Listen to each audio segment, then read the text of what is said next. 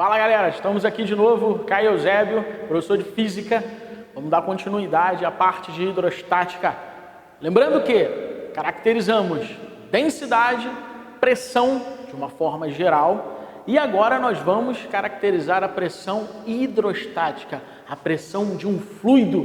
Veja bem, antes disso, vamos a uma experiência aqui, descrever a experiência denominada experiência de Torricelli. Olha só. A experiência de Torricelli, ela conseguiu medir a pressão atmosférica de um local. Então veja bem, como que foi feita exatamente essa pressão? Bom, nós temos um recipiente contendo mercúrio, certo? E foi emborcado nesse recipiente com mercúrio um tubo de ensaio graduado, pode ser até uma proveta, né? Enfim, um tubo graduado de 1 metro de comprimento. Na hora que emborcou esse tubo no mercúrio, o que aconteceu? O mercúrio, ele subiu exatamente até uma altura de 76 centímetros ou 760 milímetros. Posso relacionar que essa pressão aqui, que é a pressão atmosférica, a pressão do ar do local, conseguiu elevar a altura da coluna de mercúrio por 76 centímetros, até 76 centímetros. Logo, a relação que nós temos é que uma atmosfera, porque seria a nível do mar essa experiência, uma atmosfera, que é a pressão a nível do mar, equivale a 76 centímetros de mercúrio ou 760 milímetros de mercúrio, que é exatamente a mais usual. Então, na outra aula, nós vimos que uma atmosfera corresponde a 10 a quinta Newton por metro quadrado, que é a mesma coisa que 10 a quinta Pascal, certo? E agora entrou uma outra unidade para pressão, que é o milímetro de mercúrio. Olha bem, de uma forma geral, fica assim, ó. Uma atmosfera, 760 milímetros de mercúrio, 10 a quinta Newton por metro quadrado, que é a mesma coisa que 10 a quinta Pascal, tá bom? Então essas aqui são as unidades que mais caem em concurso. Lembrando que no sistema internacional é o Newton por metro quadrado, que é a mesma coisa que Pascal. As outras são unidades mais usuais, tá ok? Vamos lá. Lei de Stevin, cada um fala de um jeito aí, fiquem à vontade. Então vamos falar Stevin. A lei de Stevin diz o seguinte: você consegue medir a pressão feita por uma coluna de um líquido, de uma forma geral. Como que isso é possível? Veja bem, essa coluna de um líquido, ela exerce uma pressão num determinado ponto, porque essa coluna, ela tem um peso. Então vamos supor que isso daqui seja água. E aqui nesse pontozinho, né, eu vou chamar de ponto A, por exemplo, nós temos uma coluna de água exercendo uma pressão, porque essa coluna de água tem peso. Olha aqui, vamos colocar bem fininho, só para você ter noção que é só um ponto A, certo? Então essa coluna de água, ela tem uma altura H. O que isso quer dizer? Que o ponto A, pode ser no fundo do recipiente ou não, certo? Está a uma profundidade H da superfície. Então, H aqui seria a nossa profundidade. Como que eu calcularia a pressão feita só pelo líquido nesse ponto A? Somente pelo líquido, quer dizer, a pressão hidrostática, somente pelo fluido naquele ponto ali. Vem comigo. A pressão da coluna do líquido no ponto A é definida por, primeiro, pressão é força sobre área. Isso aí você lembra. Só que força é a força quem? Peso. É o peso desse fluido aqui. É o peso desse líquido que está exercendo a pressão no ponto A. E como que se calcula peso? Só lembrar aqui no cantinho. Massa vezes gravidade. Então nós temos que o peso, ele é a massa do líquido vezes a aceleração da gravidade do local. Legal, substituir. Ficou pressão, massa vezes gravidade sobre a área. Legal, vamos ver o que já dá para fazer. Massa do líquido, por exemplo, 1 kg de água, me dá 5 kg aí de refrigerante. Não é muito comum. você costuma pedir mais, trabalhar com líquidos, com fluidos, em termos de volume. Então veja bem, nós vimos que a densidade é a razão da massa com o volume. Logo, o que eu posso dizer que é massa? Passa para lá multiplicando, eu posso dizer que massa é densidade vezes volume. Muito bem. Então, no lugar de massa, eu vou substituir densidade vezes volume. Estou só fazendo a definição. Tá pegando? Pressão seria densidade vezes volume, vezes a gravidade, sobre a área. Agora, olha que interessante. Quando eu pego o volume e divido pela área, eu tenho exatamente a altura, a profundidade, entendeu? Quer ver você colocar isso aqui em análise dimensional, por exemplo, para ficar mais fácil. Olha só, qual a unidade de volume? Vamos colocar metro cúbico. Qual a unidade de área? Metro quadrado. Quando você divide metro cúbico por metro quadrado, você chega a 1 metro, que é a unidade exatamente de comprimento, de espaço, essa parte linear, certo? Então eu posso dizer que o volume dividido pela área é exatamente essa profundidade aqui, essa altura. Consequência disso, eu chego a um valor, certo? A uma expressão, melhor dizendo, que é relacionada pela lei de Estevam da pressão hidrostática. A pressão hidrostática é o produto DGH. O que é isso? Densidade do líquido, a aceleração da gravidade do local e a altura, que nesse caso nós chamamos de profundidade. Muito bem, isso é muito importante. Olha só, para ter uma variação de pressão, se eu quiser colocar aqui uma variação de pressão, ou eu vario o líquido, mas se for o mesmo recipiente, por exemplo, eu pego um ponto aqui, eu pego outro ponto aqui, eu pego outro ponto aqui, né? Vou chamar aqui X, Y e Z. Onde que tem maior pressão? O líquido é o mesmo. Então eu não vou comparar só com a densidade. A gravidade do local é a mesma. O campo gravitacional aqui é o mesmo. Eu só posso comparar, nesse exemplo, com a profundidade. O que isso quer dizer? Para ter uma variação de pressão, vai ser necessário uma variação na profundidade, uma variação na altura. Legal. Então eu posso dizer que quanto mais profundo, maior a pressão. Exatamente.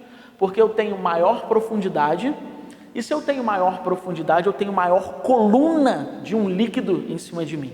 Então ele pressiona mais, porque ele tem exatamente maior peso, digamos assim, maior quantidade. Então tem maior massa, tem maior peso também.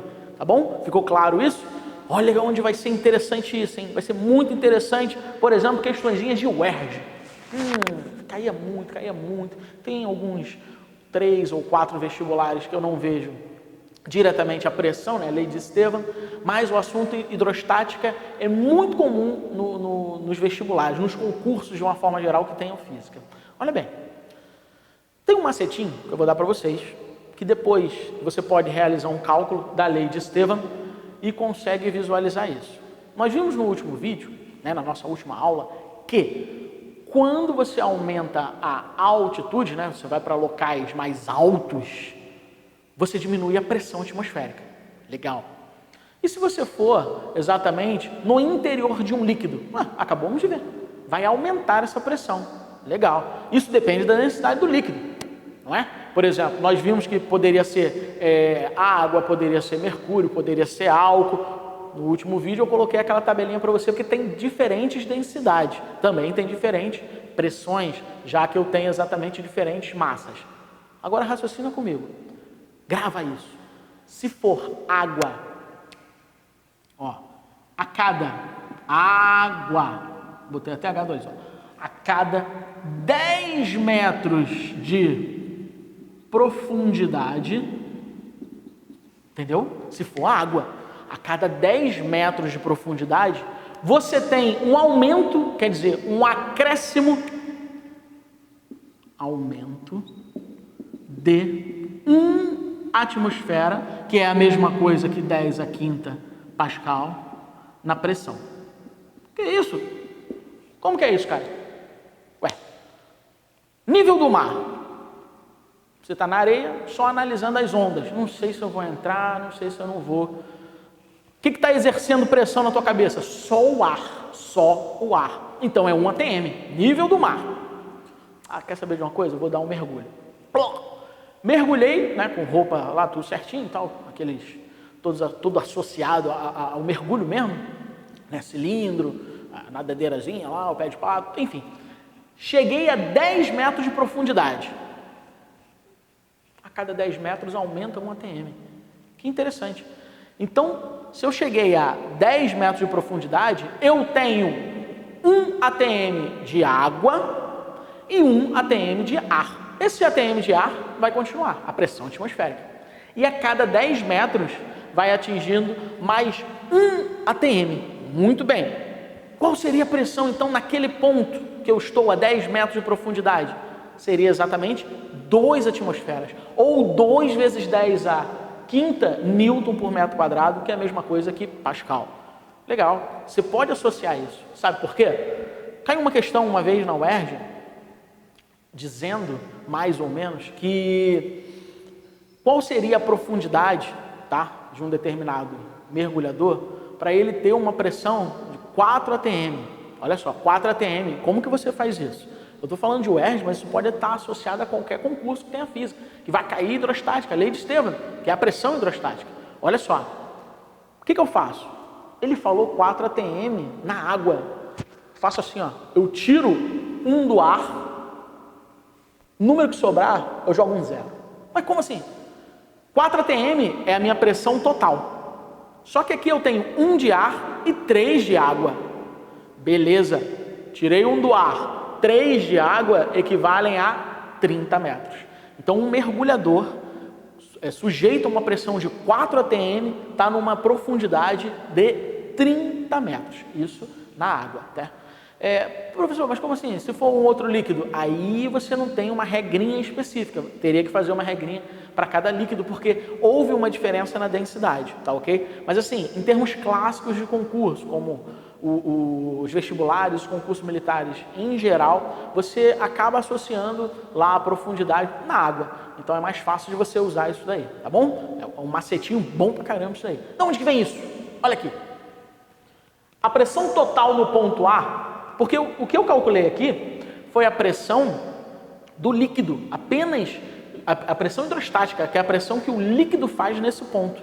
Mas como seria a pressão total? Tu acabou de falar aí que tem que considerar a pressão atmosférica? Sim.